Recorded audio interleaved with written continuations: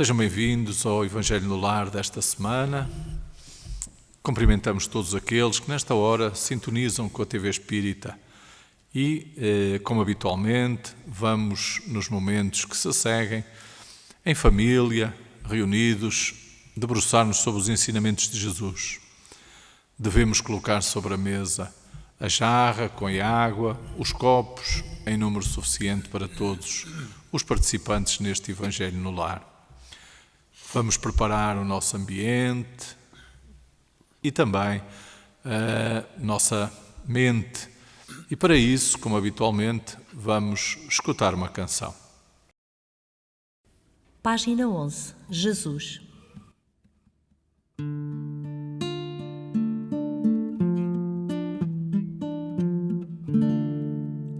Jesus, nós aqui estamos para te louvar. Jesus, nós aqui estamos para te louvar. Jesus, nós esperamos que a todos possas curar. Jesus, nós esperamos que a todos possas curar. Jesus, nós temos frio, dá-nos calor. Jesus, nós temos frio, dá-nos calor. Jesus, dá-nos o fogo do teu amor. Jesus, dá-nos o fogo do teu amor. Jesus, no teu amor, dá-nos guarida. Jesus, no teu amor, dá-nos guarida. Jesus, tu és a luz da nossa vida. Jesus, tu és a luz da nossa vida. Jesus, tem piedade dos sofredores. Jesus, tem piedade dos sofredores. Jesus, nós te pedimos o alívio das suas dores. Jesus, nós te pedimos o alívio das suas dores.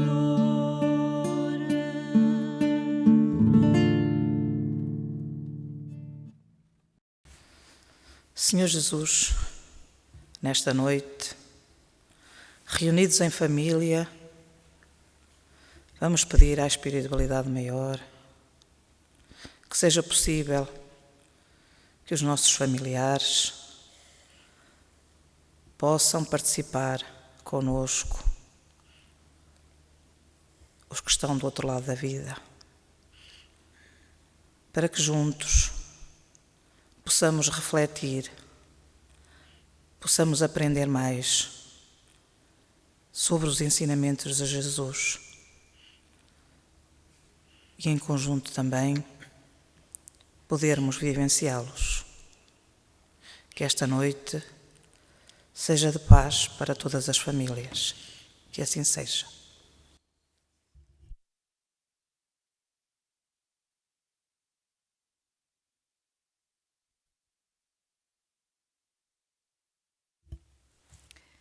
Do Evangelho segundo o Espiritismo, capítulo 23, Estranha Moral, itens 1, 2 e 3. Quem não odeia seu pai e sua mãe? Uma grande massa de povo ia caminhando com Jesus.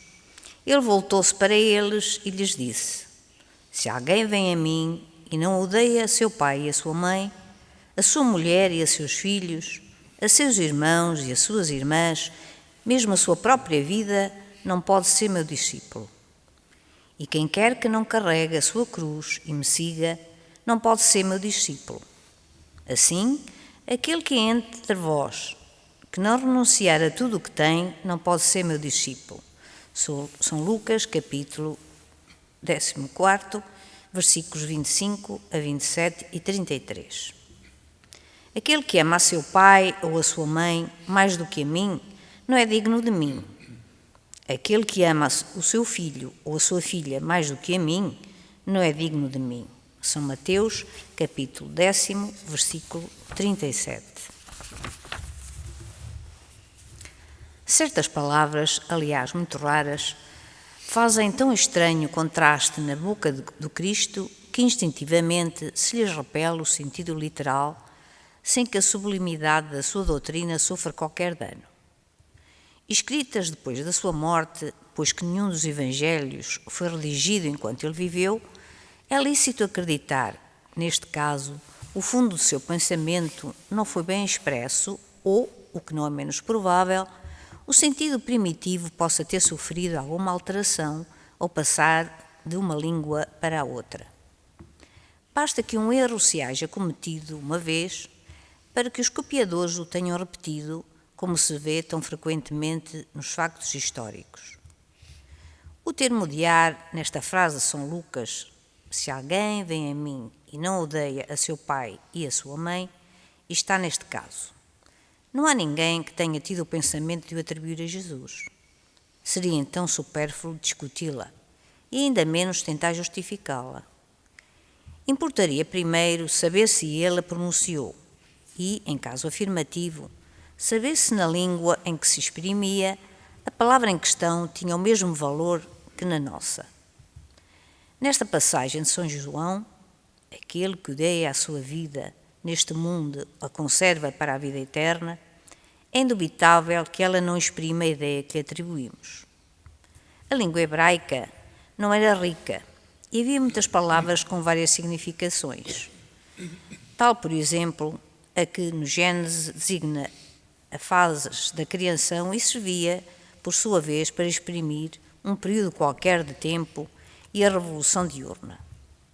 Daí mais tarde a sua tradução pela palavra dia e a crença de que o mundo foi obra de 6 vezes 24 horas. Tal é ainda a palavra com que se designa um camelo e um cabo, uma vez que os cabos eram feitos de pelos de camelo e que foi traduzida pelo termo camelo na alegoria do buraco de uma agulha. Ver capítulo 16, número 2. Cumpre aos demais ter em conta os costumes e o caráter dos povos, pelo muito que influenciam a formação das suas línguas. Sem este conhecimento, escapa o verdadeiro sentido de certas palavras. De uma língua para outra, o mesmo termo tem maior ou menor energia. Ele pode ser uma injúria ou blasfémia numa e insignificante noutra, conforme a ideia que suscite. Na mesma língua, certas palavras perdem o seu valor com o correr dos séculos. É por isso que uma tradução rigorosamente literal nem sempre exprime perfeitamente o pensamento e que, para ser exata, é preciso por vezes empregar não as palavras correspondentes, mas outras equivalentes ou perífrases. Estas notas encontram aplicação especial na interpretação das Santas Escrituras e, em particular, dos Evangelhos. Se não tiver em conta o meio em que Jesus vivia, fica-se exposto a equívocos sobre o valor de certas expressões e de certos factos, em consequência do hábito de interpretarmos os outros conforme nós próprios. Em todo o caso, cumpre despojar o termo odiar da sua acessão moderna, que é contrária ao espírito dos ensinamentos de Jesus. Veja-se também o capítulo 14, número 5 e seguintes.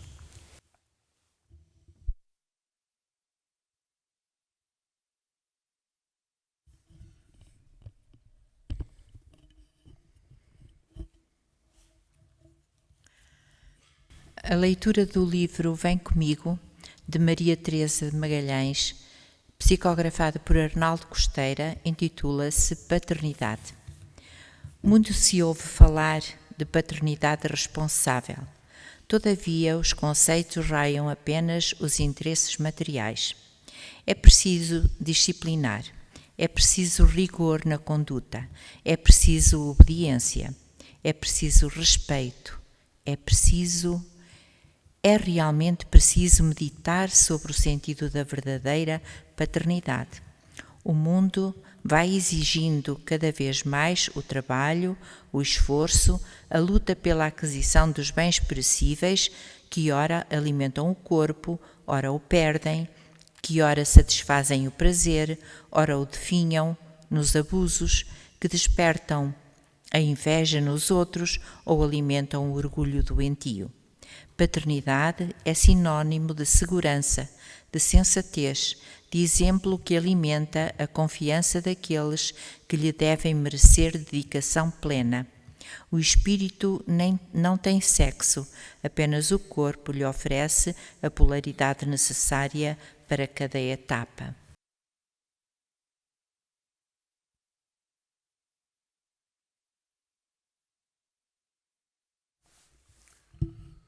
É natural que nós, analisando as passagens do Evangelho, particularmente os cristãos que têm esse hábito saudável, como vamos sabendo, é natural que tenhamos certas dúvidas, certas dificuldades na interpretação dos textos. É bom também percebermos que ao longo dos séculos as diferentes traduções possam ter trazido divergências nas interpretações iniciais. Por isso Jesus, no seu tempo, como diz João no seu Evangelho, prometeu o envio do Consolador e, entretanto, o Consolador chegou.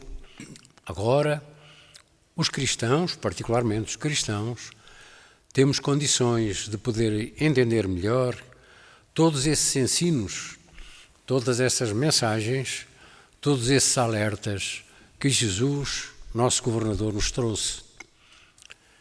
E o que nós vemos, olhando para essas mensagens e comparando-as com aquilo que são as lides do dia-a-dia dos homens e de muitas mulheres, nós vemos as contradições que existem naquilo que se lê, naquilo que se diz ser, que se diz pertencer a esta ou àquela religião, e depois na prática o contrassenso, aquilo que são as contrariedades nos conceitos que se defendem, que se dizem seguir e depois se praticam.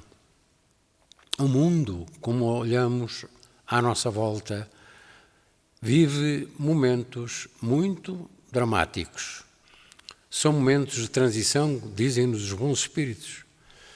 E são momentos de transição para que, particularmente os cristãos, menos atentos às realidades da vida, possam refletir sobre a sua vida, sobre os seus atos, sobre os seus comportamentos e sentimentos. Jesus disse, na sua célebre conversa com Nicodemos, que vivemos sempre, que temos que renascer de novo. E se estamos no corpo agora, vamos renascer amanhã. E a misericórdia de Deus permite-nos que isso aconteça para que corrijamos tudo aquilo que eventualmente hoje vamos fazendo no pior sentido. Não há castigos máximos nem perpétuos. Há castigos, sim, para os seus prevaricadores, que somos, mas há castigos que merecem a misericórdia de Deus. Ele permite que venhamos mais tarde, de novo corrigir o erro que estamos a fazer hoje. Como estamos, neste corpo também, a corrigir ou a aceitar a correção de erros passados que inevitavelmente fizemos contra outros, contra o próximo, contra amigos que agora eventualmente serão inimigos. Então é bom que entendamos que a moral que Jesus trouxe, o ensinamento que ele trouxe de fraternidade, de solidariedade, de fraternidade, de amor ao próximo, é um ensinamento para todos nós. É o ensinamento que temos que seguir, que temos que sentir, que temos, definitivamente, se quisermos encontrar as moradas divinas, de pôr em prática.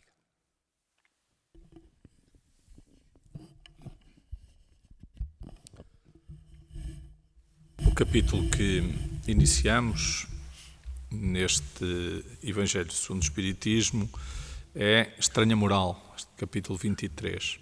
E naturalmente que Kardec atribuiu esta designação porque as passagens do Evangelho que nós vamos analisar e que fazem parte deste capítulo são uma estranha moral, precisamente, porque parecem contradizer aquilo que Jesus fez e aquilo que Jesus ensinou em muitos outros momentos da sua vida e da sua existência. E os Espíritos vêm, de alguma forma, chamar a atenção para alguns aspectos que são importantes. Nomeadamente, o primeiro aspecto que é focado é que os Evangelhos foram escritos não por Jesus, foram escritos por João, que foi seu discípulo, e Mateus, e por Lucas e por Marcos, que foram discípulos dos discípulos de Jesus, portanto já foram seguidores posteriores dos ensinamentos de Jesus. E que, possivelmente, não é, a forma como foi redigida esta passagem, em que Jesus diz que quem não odeia o seu pai e a sua mãe não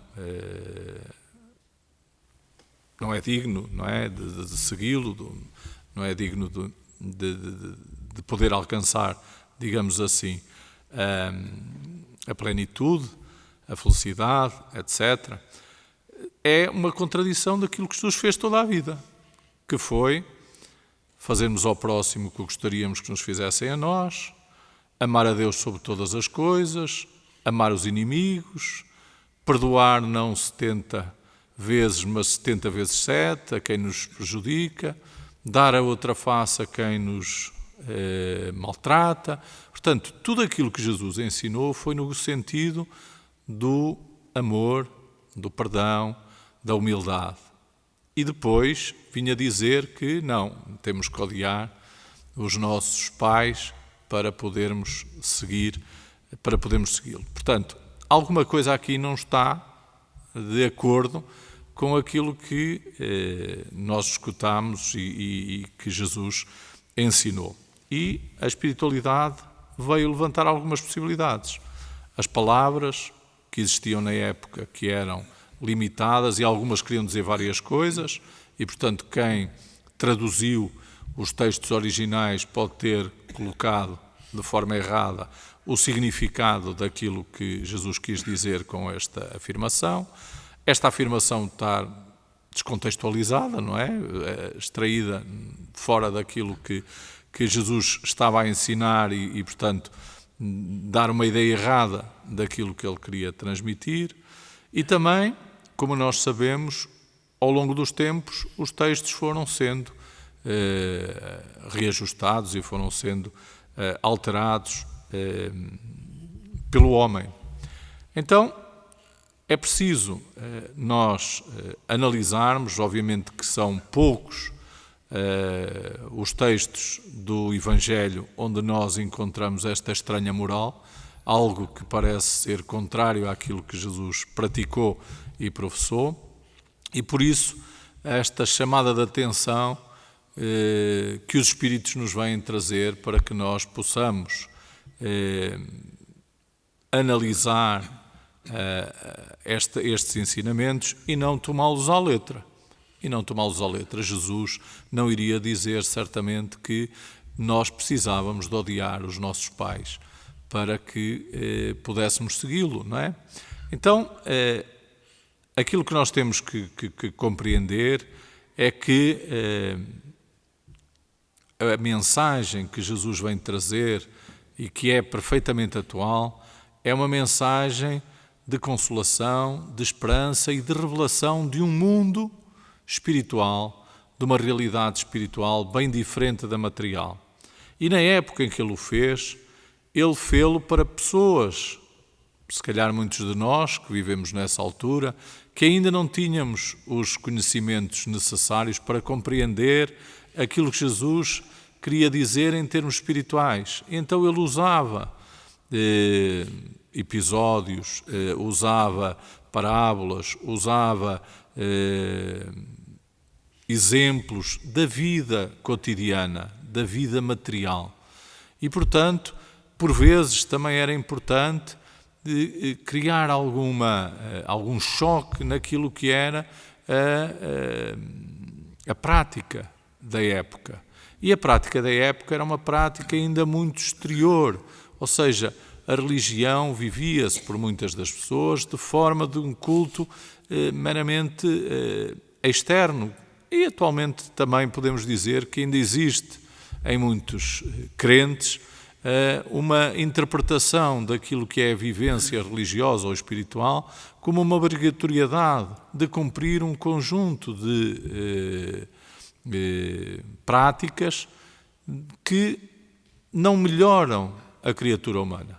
Fazem com que ela cumpra efetivamente essas práticas, esses hábitos, mas do ponto de vista moral, do ponto de vista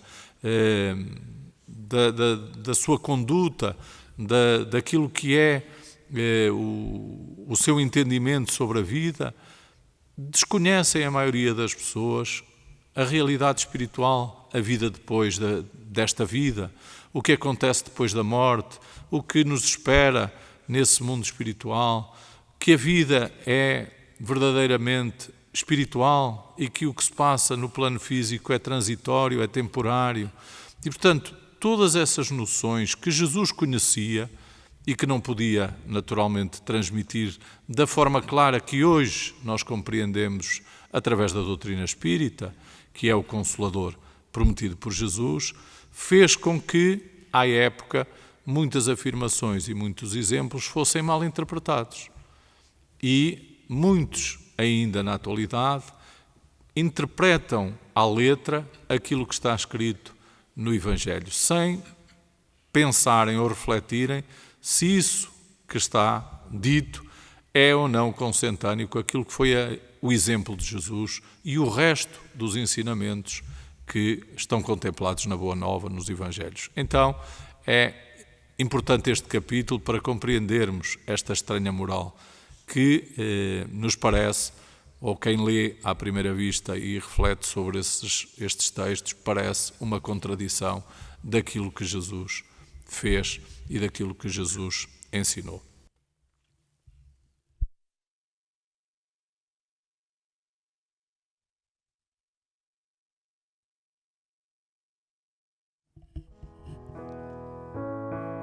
Te agradecemos, Senhor, nesta noite em que nos juntamos todos para ouvir as Tuas palavras. Palavras de amor e ensinamentos para a nossa caminhada. São sementes para nós, mas também sementes que temos que dar aos outros. Te agradecemos por tudo isso, por fazermos parte desta família. E te pedimos que saibamos levar a todos os nossos companheiros de jornada, os nossos irmãos, também os teus ensinamentos, para que também eles saibam espalhar essas sementes e separar o trigo do joio. Neste momento, Senhor, que a nossa casa vive em conflito, o nosso lar, lar de todos nós. Te pedimos que esse amor cresça, o respeito por todos, pelos nossos pais, pelos nossos filhos, que tudo cresça, para que a nossa família seja uma família maior.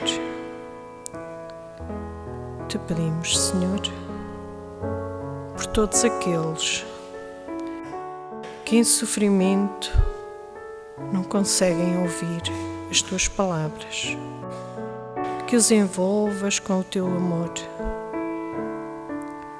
E te pedimos também por aqueles que são os agressores dos seus irmãos, do seu lar. Ajuda-nos a todos, Senhor, cada um naquilo que for necessário para a sua evolução, para a sua caminhada. Fica conosco, Senhor, que a tua luz nos ilumine e que o teu amor seja para nós um exemplo a seguir. Que assim seja, Senhor. Página 14. Canto de Luz.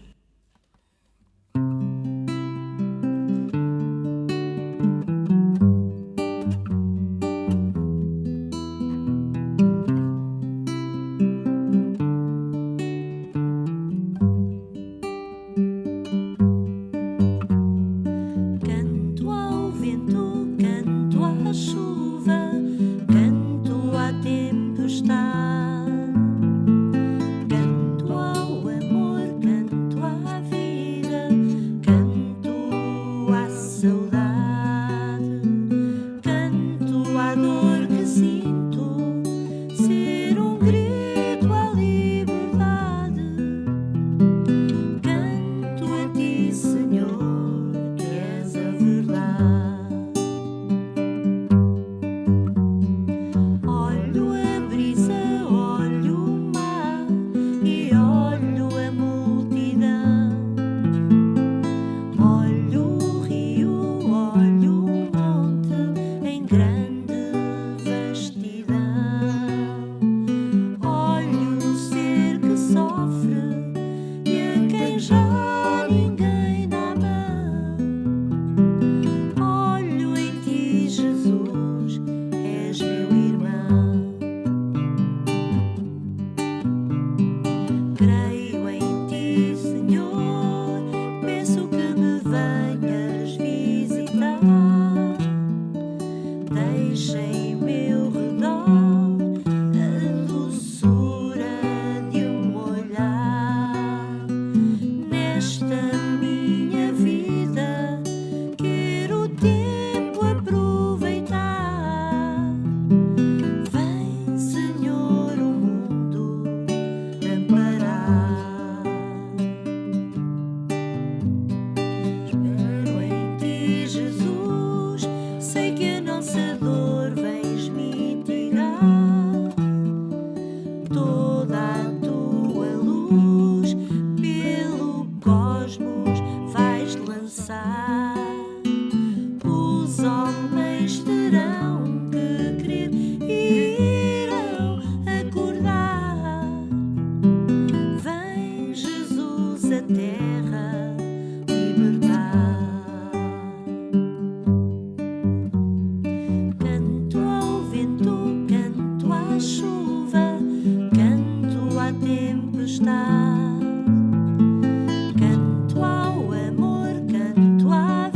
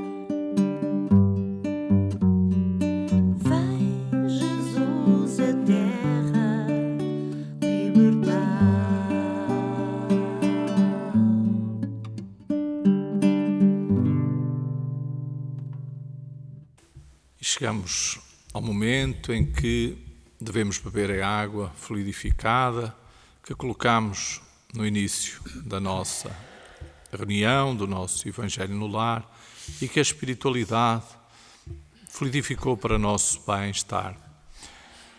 Aproveitemos estes momentos de harmonia, de tranquilidade no nosso lar, para continuarmos em convívio fraterno, tratando de assuntos que possam ser necessários tratar, aproveitando então este momento mais tranquilo. Lembramos que os textos que utilizamos nos nossos Evangelhos são publicados mensalmente no Jornal Espírita e que poderá adquirir o jornal, tornando-se assinante e assim recebendo comodamente nos vossos lares. Para isso devem enviar um e-mail para jornalespírita@gmail.com, solicitando todas as informações necessárias para concretizar essa assinatura. Despedimos-nos de todos, lembrando que amanhã estaremos de volta pelas 20h30 com mais uma palestra online e na sexta-feira e na segunda da nossa associação, no mesmo horário, estaremos outra vez em contacto com todos vocês para mais uma reflexão doutrinária. Desejamos a todos votos de muita paz, que Jesus nos abençoe.